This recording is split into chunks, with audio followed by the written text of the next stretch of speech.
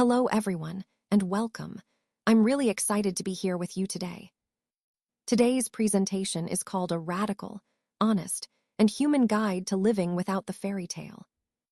And the subtitle asks a provocative question: what if you never find love? We'll explore some honest truths, challenge common myths, and share practical insights on living a fulfilling life regardless of romantic outcomes. So, let's dive in together and rethink what happiness and fulfillment really mean. This is not a question about failure. It's a question about humanity. Many people silently wonder, if romantic love never arrives, what happens to me? It's not because it's a pleasant question, but because it's a real one. A question whispered at 2 a.m., when the house is quiet and thoughts are loud. A question hidden behind ambition, behind the busy facade we put up. And a question buried under jokes, distractions, and that common phrase, "I'm fine." So, what if you never find love? There are conversations we tend to avoid because they terrify us. And this is one of them: love. The thing we ache for, the thing we're willing to sacrifice sleep, dreams, dignity, and years of our lives for. But today, whether it seems possible or not, we're going to have this conversation anyway. Because understanding this question is essential to understanding ourselves. And it connects deeply to the larger theme of this presentation: how we find meaning, connection, and purpose beyond just love. Romantic love is undeniably beautiful, but it's important to understand that it's not an automatic cure-all for our feelings or problems. Being in a relationship doesn't mean you suddenly erase loneliness or that your personal story gets fixed overnight. It simply adds another imperfect human to the mix, a person who, like us, is navigating their own vulnerabilities. And that fragile dance we do, trying, failing, rebuilding, and trying again, is what many of us experience as heartbreak. But here's a truth we often ignore. We tend to believe that love will solve everything, that it's the ultimate answer. Because of this myth, we tend to measure our worth by how close we are to finding romance. We see being single not as a valid, fulfilling stage of life, but as a temporary deficit, a gap waiting to be filled. Even if we have friends, purpose, creativity, fulfillment, and joy, many of us still walk around feeling incomplete, as if life is on pause until someone chooses us. We see romantic love as the pinnacle, the solution, the missing piece that makes everything feel complete. From a young age, we're fed this story through movies, fairy tales, songs, and family expectations, that romantic love is the crowning achievement of life. It's a narrative that shapes how we view ourselves and our worth. When I talk about love, I want us to really think about what that word means. Does it mean feeling safe? Does it mean validation or being truly witnessed? Because often, those needs can be met in many different ways, not just through a romantic relationship. So we have to ask ourselves the real questions. What are we truly seeking? And here's an important point. Unless you can predict tomorrow perfectly, you really don't know what your romantic future will look like. The fact that you're single today doesn't mean you'll be single forever, just as being partnered now doesn't guarantee anything for the future. Life is constantly changing. It's dynamic, chaotic, and unpredictable. Sometimes we fall into the trap of thinking, "I'm single today, so I'll die alone." But that's a fear-based story we tell ourselves. When fear takes hold, our minds tend to catastrophize. It's not always about love itself. Often, it's about being unseen, feeling invisible. Questions like, what if no one ever sees me? Or what if no one chooses me? Or what if I'm unimportant, unheld, unnoticed? They all stem from that deep fear of being unseen and unvalued. Many people will say, "I just want real love." But often, beneath that desire, there's something even deeper going on. Because what we're truly searching for isn't just love itself, but a story where we are seen, valued, and connected. Understanding this shifts our perspective, helping us see that our pursuit of love is really about meeting those fundamental human needs for recognition and belonging. So here is the real work. The issue is not the desire itself, but the way you carry it. Sometimes that desire can feel like a storm, something that takes over and devours your entire sense of identity. It's important to realize that your desire for love is not a flaw. It's actually universal.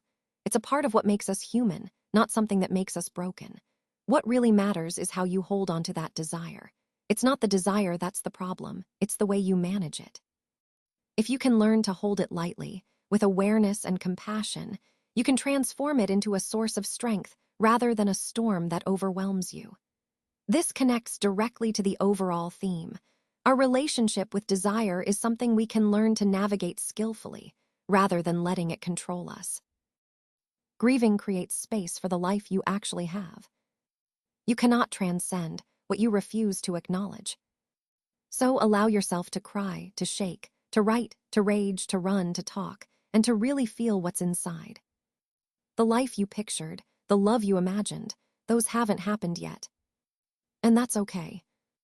Let yourself grieve that imagined reality. Not because you're giving up, but because you need to tell the truth. A life that looks like the movies, a family by this year, a partner by a certain age, those are often the stories we tell ourselves. But every person carries an imagined timeline. And step one in this process is to mourn the fantasy. Because only by facing what we've been holding on to can we truly begin to move forward. I started living. That's a powerful statement, isn't it? It's about shifting from simply existing or waiting for love to actually embracing life fully. And what are they saying? Most people who say, "Love found me when I stopped looking," aren't saying they stopped caring. They're saying that once they stopped obsessing or forcing it, something more genuine and natural could happen. So, here's an important point. You are allowed to build a life so meaningful that love would feel honored to join it. Your plan A might be romantic love, but life is so much richer than just that. There are B, C, D, E, F, G, all the way to Z. These are the other areas where you can find fulfillment. What art will you create? What friendships will you deepen? What experiences will you chase? What parts of the world are still waiting for you to explore? And what parts of yourself have you yet to awaken? Now you might be wondering, what then? Well, if romantic love doesn't arrive exactly when you want it to, the real question becomes: love is random, chaotic, a numbers game, a timing game, a location game, a luck game. Some of the most unpleasant humans seem to find relationships anyway. That alone should tell us something.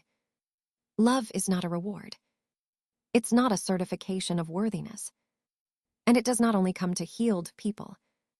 Here's the uncomfortable truth to sit with. Step 3 is building the game plan.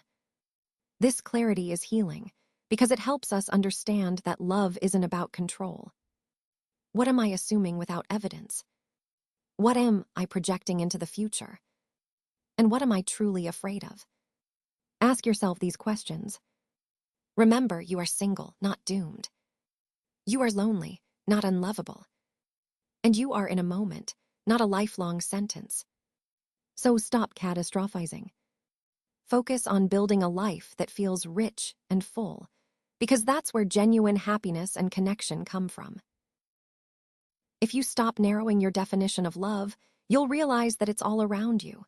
You're actually surrounded by it, saturated in it, and it sustains you in ways you might not even notice. Love isn't just one single thing or one exclusive source. It flows in many directions and manifests in many forms. Think of love like water, moving through your life constantly. It passes through your family, through your friends, and through your community. It also shows up in your creativity, in the companionship of pets, and in acts of service you give or receive. Love is present in your sense of purpose and in simply being present with others. And here's an important point. Love always arrives, but it doesn't always come in the way we expect. Sometimes it shows up as a moment of kindness, a gesture of support, or a quiet understanding. The key is to remain open to its many forms and to recognize that love is always there, just sometimes in disguise. This connects directly to our overall theme. Embracing love in all its diverse expressions helps us live more connected, fulfilling lives. Never forget that love is not something you find outside of yourself. Love is something you are. It's a state of being, a way of approaching life and others. Because at the end of the day, your life, rich, textured, full, may become the greatest love story you ever tell. You will become more of yourself, you will transform through your experiences, and you will contribute to the world in meaningful ways. You will grow, you will experience joy, and you will create your own sense of purpose and meaning. You will build a life that's uniquely yours and truly live it. Now, but if romantic love never arrives, I don't want you to think that means your life is any less valuable. I won't tell you to stop wanting it. That would be disrespectful to your humanity. Wanting love is natural. It's part of what makes us human. But the key point here is, even without romantic love, you can still have a life that's rich and fulfilling. You can still find joy, purpose, and connection in many other forms: friendships, passions, personal growth. So what if you never find romantic love? Well, that doesn't mean your story ends. It means you have an opportunity to redefine what love and fulfillment mean for you. Your worth isn't dependent on romantic love. It's about how you choose to live, to grow, and to find meaning in your unique journey.